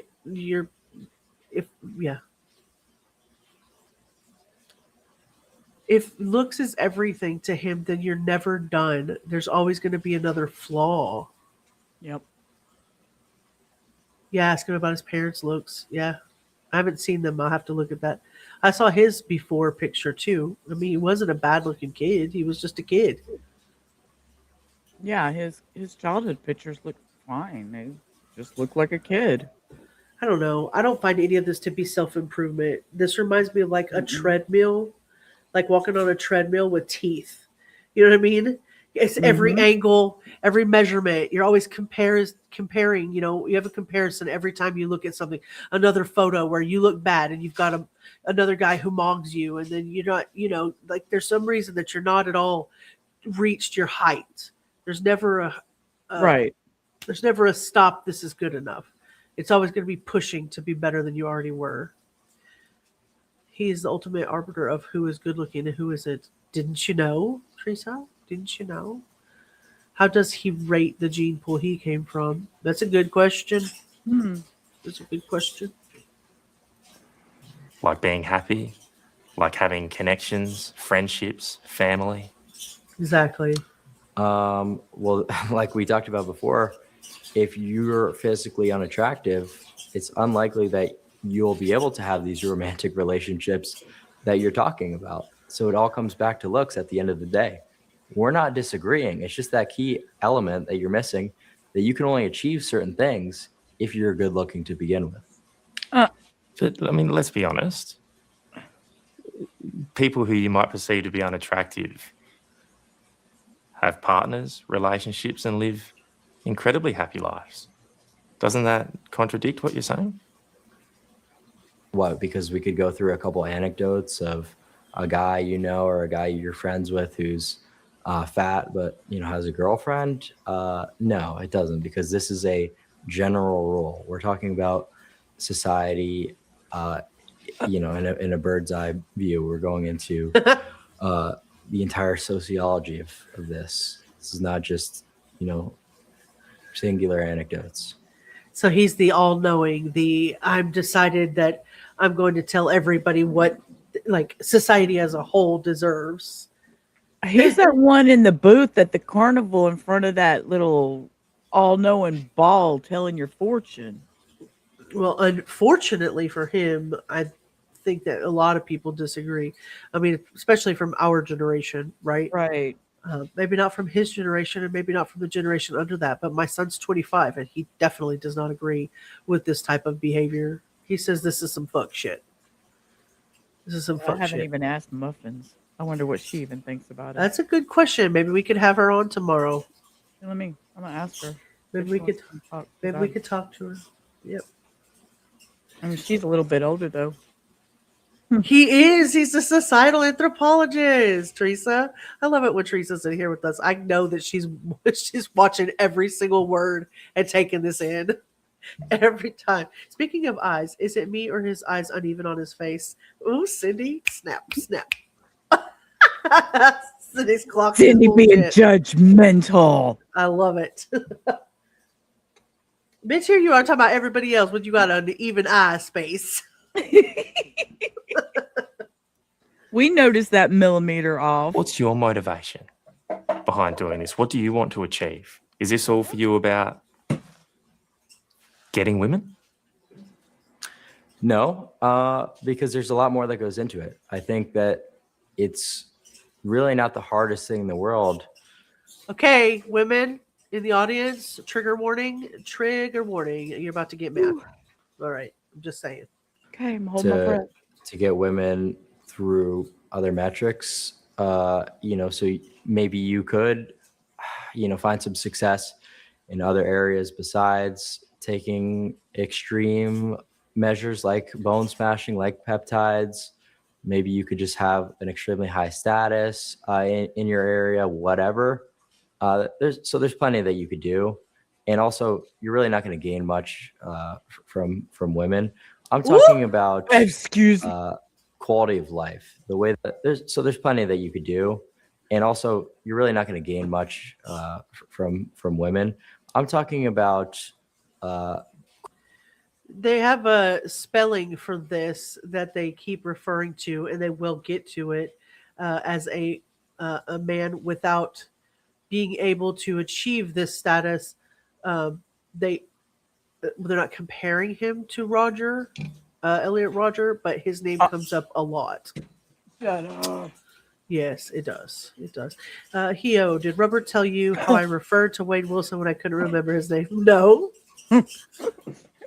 What do you call spaghetti strangler or something like that? I was like, oh my god. She was like, and the spaghetti strangler guy. I was like, oh, I know who you're talking about. You didn't even have. Sorry, I'm over here eating. I'm so sorry. His eyeshadow is better than yours. Southern Cats. Quality of life, the way that people treat you, the halo effect. So every interaction that you go into, you're going to be better off with a good looks package. So that's sort of what I'm looking for. Success of your career, everything. That's what I'm looksmaxxing for.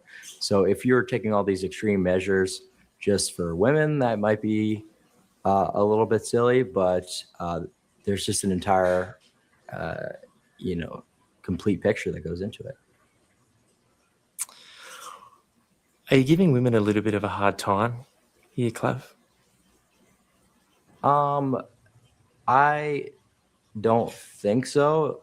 I think if I also gave my opinion on the current state of men, that would maybe make it a little bit more fair as well. I mean, can you really blame most women for not wanting to be with this generation of men who are not financially well off, who are, typically not good looking because of hair, 2/3 of men by 21 having hair loss.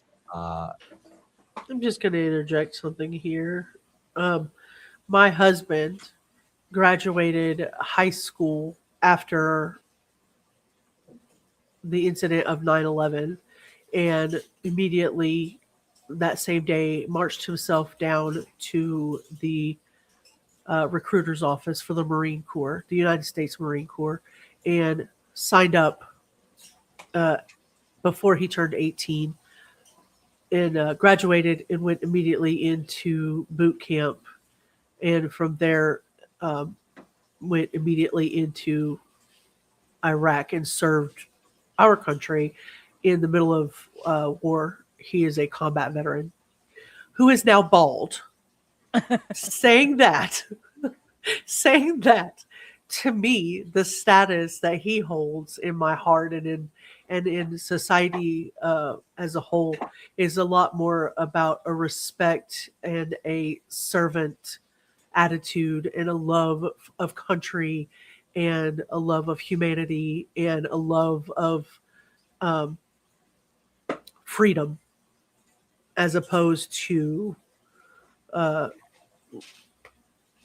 hair transplants, longer hair, and a leaner body. He has served through wartime, and I don't usually go into great detail about stuff that happens in my family, but I have a great respect for him, and I find that to be incredibly more attractive than Right. I guess they're calling him Timu Teeth.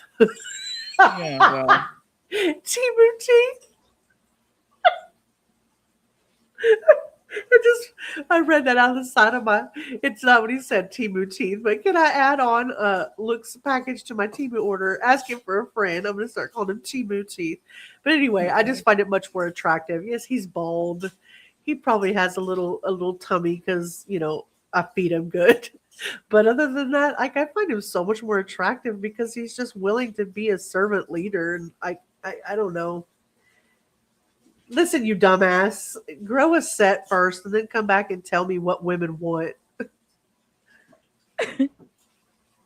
So it's just looking. His little classes are $50 a month, $49 fee, admission fee to enter the academy, and then they're $39 to $50 a month for the. Wow. So he tries to tell you that women say one thing, but their behavior is proving something else, right? Yeah. If women disagree with him, she's a liar. We can say that about him too, though. Yeah. Yeah. I'm just saying, call me that bitch. Well, if a woman says, well, he's going to talk about it. Hold on. Okay, I'll be quiet. No, you're okay. Most men are having severe addictions to pornography. There's so many issues with the male space as well that I'm not sitting here and saying, women not wanting to date bottom percentile men is such a horrible thing and we need to make a law forcing them to. It's like, that's not my point at all. There's a problem with dating in general. So that's the clarity I would give you there. Women will watch this and see what you're saying and hear what you're saying and shake their heads and go, no, you don't know what you're talking about. We're not like that at all. Okay, Sweet Pea, we'll be here. Well, if they actually thought about it and weren't being performative, then they would realize I'm Rose. completely right. You bitch. She going to side. She drilling your ass. I totally missed it. I totally fell for it too. I was thinking about Maria being fixing to get out for summertime with her kiddos, and thinking Orange is going to take like some summer mini mesters, and fucking jester maxing. Okay. I'm sorry. Carry on. That was a very jester comment, Orange Rose. Oh, listen to what he says.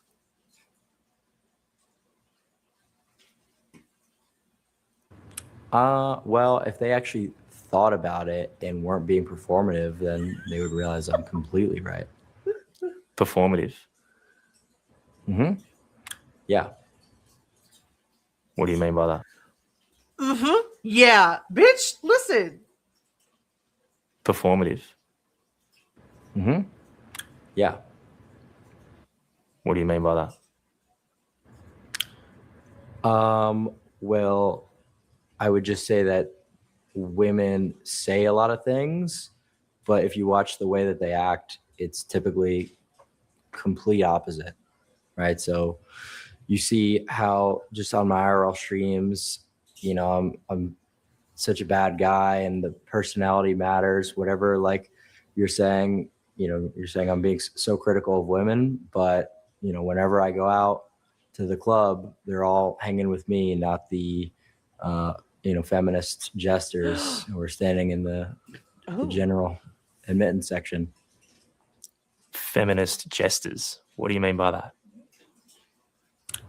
I just mean people who are reposting liberal media on their Instagram, trying to sort of be white knights for women and that sort of thing. And then I go out and do my streams and they're all hanging with me. So, they might say things, but watch the way they act. It's totally different. Isn't that just a reflection of the places you're hanging out, not the kinds of people and the women you're coming across? Hello. Give that man a clap. Thank you. Damn. So he's got like this grievance loop That's what he said. He says that women say one thing, but their behavior proves something else. Right? So you can't disagree with him. If a woman disagrees with him, she's a fucking liar. And if a woman says that personality matters, obviously she's performative because at the end of the night, she's going to take her clothes off for me. And if a woman is around me at a club, that proves that women want the status and the looks that I got. And if a woman rejects him, that proves hypergamy. Are you fucking stupid? Every possible outcome is evidence for his belief. Right. He uses every possible outcome that can come up as evidence of this is why I'm right. Your bias is showing, brother. Must be nice to be right all the time. Well, and he's using club behavior as if it explains all women in a class. Mm-hmm. Not all women who go to these clubs are all out for ass pats, accolades, fucking status maxing. Some people like to go to a casino and freaking gamble. Mm-hmm. I don't know. Some people go to clubs to dance, to listen to music. I don't know. He's selecting like his specific environment, his specific nightlife culture, his specific social interactions, and turning it into a universal theory about women. Bitch, you know nothing. You know nothing.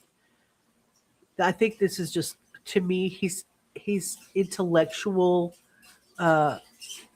He's intellectually lazy. Let me put it that way. You work online, bitch. Go get a real job. I don't know. I'm sorry, but I mean, I'm online and I'm here talking to you guys, but I'm not like status max and I'm not IRL maxing and doing all this. Right. You don't see me walking around with the camera all day long, showing you every moment of my life and y'all. I mean, that becomes a bit much, but I mean, that's where they're making this money too. And I'm just, yep. You have this dude, 20-year-old dude looking in the camera saying, you are not crazy. The world is really rigged against you, brother. Like he's validating all of these feelings about these young people who are already feeling ignored. right. And validating them but teaching them resentment. That's addictive. Happiness is hard. Resentment is addictive. It's easy. Pain is easy. Happiness is a struggle, bro. I'm so upset at this. Exactly. I know it's from limited life experience, and then we're taking it, but even I'm platforming the shit. Yeah. Even I'm platforming the shit. Like I feel like crying inside. Like, dude, seriously? And there's nothing that I could say to make him better. I said this last night. There's nothing I could do because he wouldn't listen to a damn word I said. He doesn't listen to his parents, much less me. Yeah, I mean, maybe, but that's generally just the world in general. And that's my anecdote because those are the places that I stream at. But there's examples across the board, really. Well, let me put this to you then, okay? You mentioned feminist gesturing, or however you described it. I would say to you, Clav, that some of my most cherished friendships and influences in my life are 100% women. I'm curious to know what you think that says about me. So most of the friends in your life are women? I said some of the most cherished friends in my life are women. I don't really see a problem with that at all. I mean, I have plenty of female friends. You missed the point, Clav. Yeah. Women would listen, though, to what you're saying and consider it misogynistic and sexist. Are you those things? Would they really? I mean, I just also called out the state of men in 2026 with OnlyFans subscriptions, pornography addictions, financially.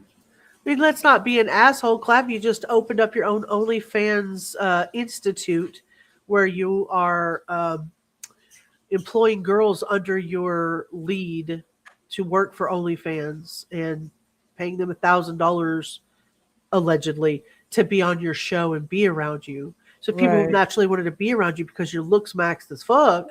Why are you having to pay these girls $1,000 to be on your show allegedly? terrible off. So I think I'm just calling out sort of what's wrong with both sides of the aisle. So I don't really think that's misogynistic at all. Is this what you're doing really a solution to any of it? Is what I'm doing a solution? I think it's sort of the best option that people have nowadays, because it's a lot easier to sort of ascend and transform your life through looks than becoming like a media star or some sort of, millionaire to be able to start getting girls. So that's How many of the people that are here watching this think that you become a millionaire to get girls? Those people have the same thing in mind as you. They want to become a millionaire because they like the money. They like the money, and it's flashy to them. And at a young age, it's becoming. They all. I want to be a millionaire. I'm 45. I mean, as you say, even at my age, I'd love to be, but I'm not unrealistic, and Exactly, it's Teresa. not something at this moment that I'm like, oh, I'm 54. Let me just change my life around, and I'm going to strive to become a millionaire. Well, I'm sorry, let's it's not talk realistic to me. Let's talk realistically, though. Some people, not to mention any names, have been up or more affluent in their lives, in past lives, than some are currently.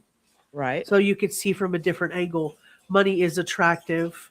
You do achieve a status when you Right. go to these places where you are more affluent. You tend to do things in a higher status when you have money.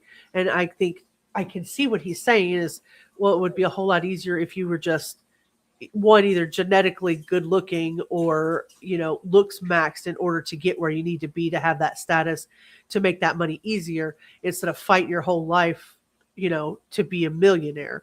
Yeah, but the happiness during Exactly. that time compared to how anyone in that kind of status has changed their life and is now living their life, maybe something, there may be more there. There's a class that you have to sign up for, Cindy. I'll have to send you the link. Actually, we probably wouldn't qualify because our growth platelets are already closed. So we'd have to go through extreme measures. I'll inject your face later. That's why I advocate for Looksmaxxing. Absolutely. Because really anyone could do it. I missed it. Do you think you're making the world a better place? I do. How? Well, I'm sort of informing people and giving them that. Shout out to Shorty. Hey, Shorty. Well, thank you, Shorty. 38. Thank you, 46. Shorty. Am I the only one who thinks all he is a pretty city boy? I mean, I'll be factual. The interviewer is much better looking. Clavicular is a 20-year-old young man. I don't find him attractive to me. I find him to be young and like he has potential when he gets older if he'll just leave his body alone and keep going on the healthy side of things. I think he has potential to be a good-looking man when he gets older. But all of the rest of it is very dodgy. Yeah, well, he's admitted to it, Shorty, so you're not wrong. And just in my little back end research looking for pictures of both of his parents, I can only find a picture of his father. And, he's a average looking guy, nobody to write home about, no Bruce Jenner turned, nothing, extravagant that's, we're not talking anybody that needs to be put up there. You know who I think his dad looks like? Who? Mr. What is Hit True Crime's husband's name? I did too. I wasn't gonna say that. Dr. John. Dr. Babe. I mean, he's a handsome man, but that's just me being the average woman saying he's the average looking man. I'm not, and they don't show a picture of his mom in that article I looked. Oh, is that the one you looked at? Yeah, that was the one I picture of looked his at. mom. And I was looking, I can't find any of his mother. So. I said the question I asked is, what do Clavicular's parents excuse me. Was it do earlier? And I thought I saw a picture, an image of mom. Is that her? Is that her? I don't know if it is for sure. No, It doesn't. I'm not sure. It says parents. I don't want to click on that, but yeah. Yeah. Oh yeah. Apparently it says mom. Okay. So that's his mama. She's a pretty girl. Yeah, she's. Yeah. I mean, his parents are not. There they are. Yeah, his parents don't. They're not bad looking. His dad looks totally different right there than the other picture you showed. yeah. Did he hire an internet mom and dad? Right. Because that does not look like the other picture of dad. Yeah. He totally hired a dad. Look at that. This picture down here, the bottom right, is him before. Mm-mm. Yep. He was 14. He's gonna have Right. pimples There's and going to be changes crap. anyways, even being 14. There was still going to be changes. So Yeah. I It just says don't, he's I don't withered. approve. I don't approve. Well, he's gone through some visible like transformations too, because he does not look like that anymore underneath his clothing. So I don't know. He did like he's like this average guy with a few muscles in his arms. He doesn't even go to the gym anymore, he says. But yeah, I don't know. This guy's a whole thing. This is a new picture of my big brother. Oh, I'd love to see that. He's a boy. He's a boy. That key piece that they were looking for on why their life might not be going in the direction that they wanted to.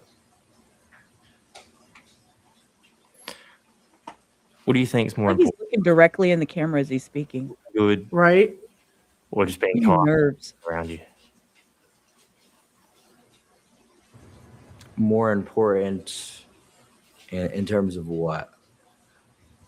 You're gonna just have to It's more specify. important for all of us.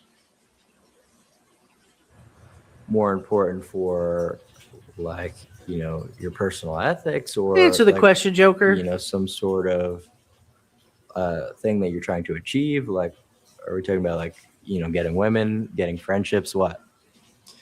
Would you think you'd be giving a better service? I'm thinking from like a results driven perspective, so you're gonna have to clarify that a little bit better. Wow.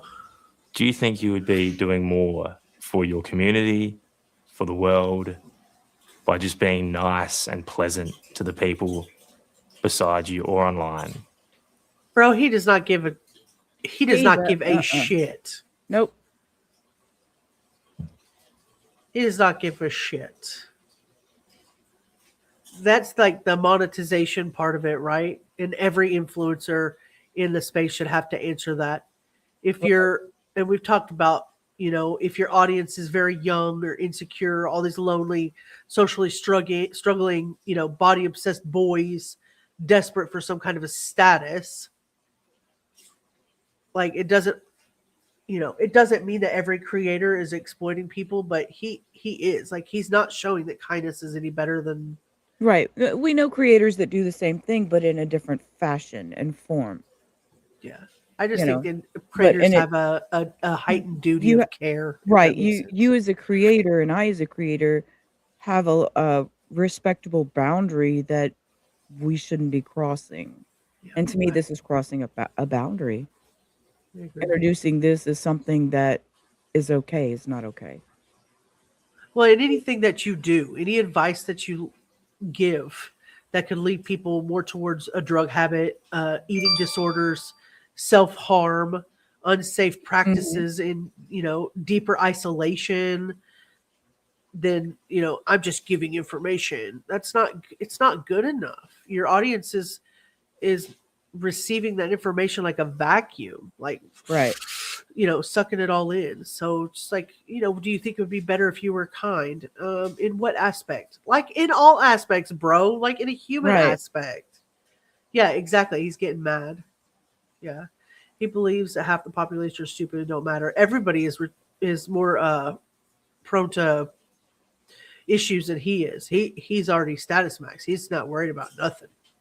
He's good to go. He's the market. He's the Yeah, guy. he's the top of the line. Now you all need to follow his lead. That's right. Fall in line, jesters. than just doing everything you can to look good and encouraging others to do the same. But you're asking this question as if those things are mutually exclusive at all. What, can you not be a good-looking person who looks maxes and be nice? Like, you know, even if you were to say that, you know, you don't like me personally and you don't like the content I do, it's not like, you know, people can't looks max and not be a piece of shit if that's what you're implying. It's not But what it he was doesn't really make any implying. sense. You know, it does, because it's where you draw the line. I mean, you produce content where you rate people's looks, right? Right? And then you encourage people to do extreme things, some would see, like smashing a hammer on their face. Mm-hmm. Yeah. So do you think that is a kind thing to be sending out into the world?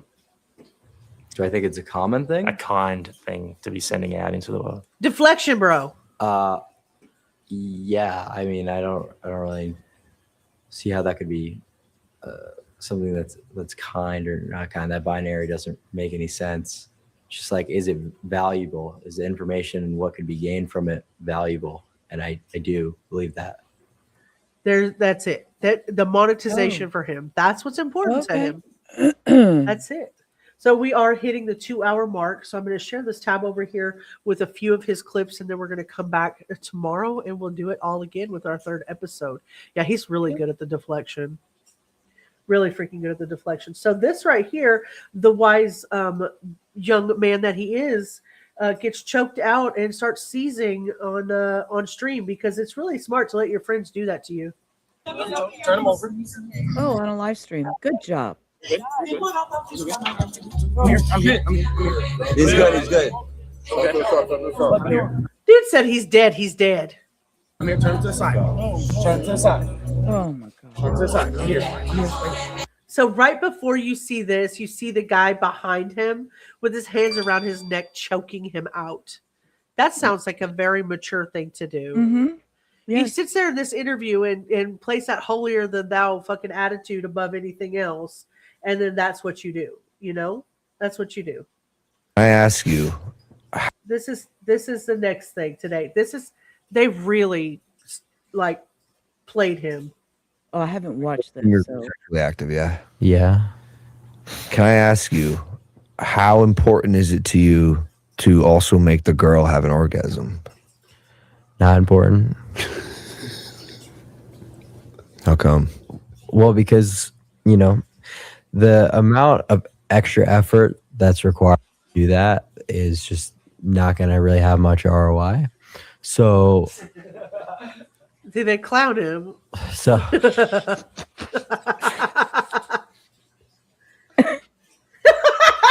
What is ROI? Okay, just fucking tell me I'm dumb. Logan's well, it's true. I mean, really. That means return on investment. Stop it. Get the fuck out of here. So a woman, Girl. being able to please a woman in bed means nothing to him, because there's no return on investment.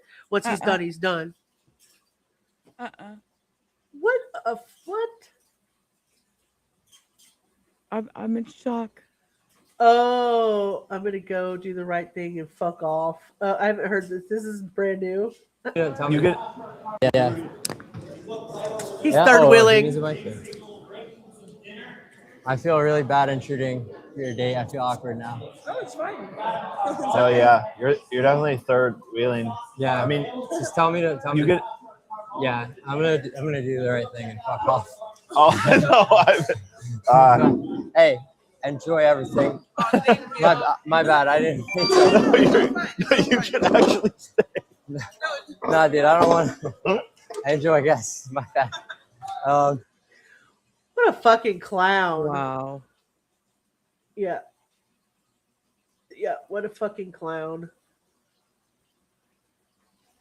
He doesn't even, yeah, whoa, Vicky won't have nothing to do with him anymore.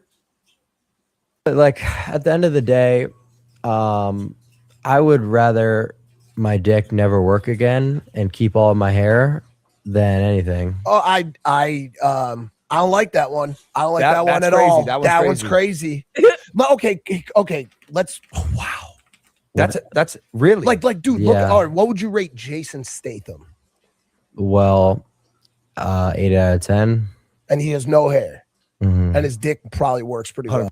I don't know though. But it's like, for the average person, you're not going to be Jason Statham. So But Jason Statham worked to get where he is. He's status max, bro. That really is, that is Jester. That is Jester, Clav. Your colors are showing. Wow. So yeah.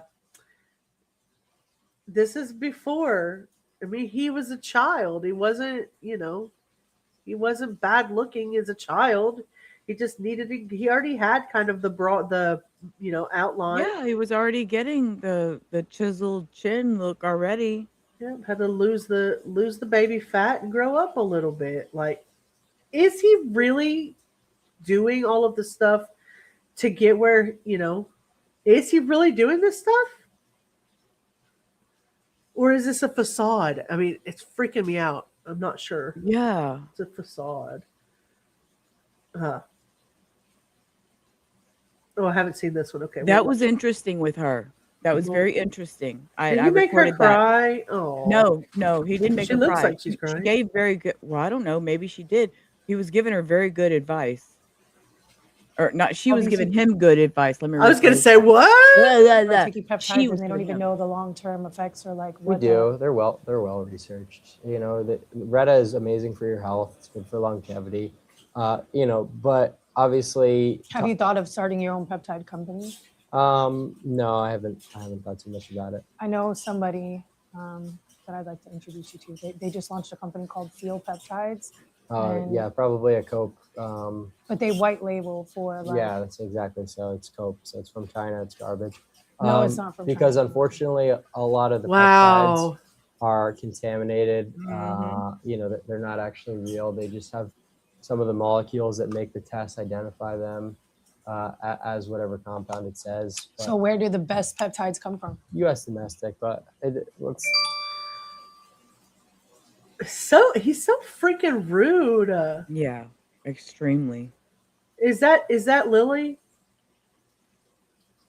I'm not sure. Yeah, it is. It's Lily. Yeah.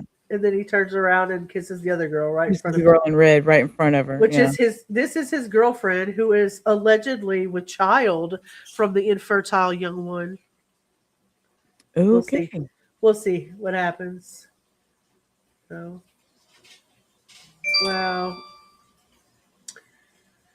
Anyways, we'll go back through and do the third part tomorrow. But this is that. Welcome back. Did you sign up for your class? You sign up for your classes? So I think we're Jester maxed to the max today. We ended off at 30 minutes and 54 seconds. I am going to put this in here. If anybody that wants to go ahead and finish it is welcome to do so. Otherwise, we will be back tomorrow again to go. And he's very handsome, Cindy. Yeah, and then tomorrow we'll do the series with Pierce Morgan. Yes, we'll have to I'll have to kind of stop talking and speed through some of this. I don't want to bore people to death. I just find it to be highly interesting the way that the shift has come by. Like, we're just right. Oh, your brother is good looking. What a cutie. That's natural. That's natural. I love that. Look at this. Oh, what a cutie. I'm sorry that you lost him so young. Wow. Yeah. Oh, thank you for sharing that with us. I really appreciate that. Thank you.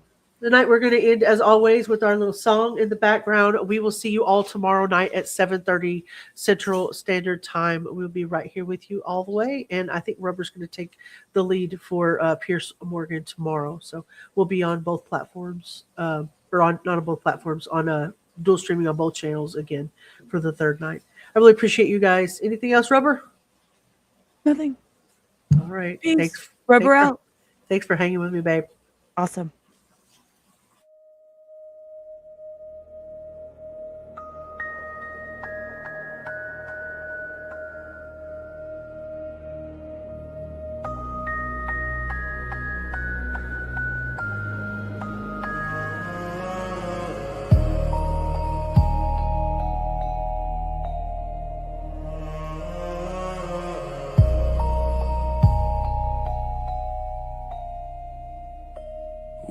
found the flame in the silence when the world forgot our names.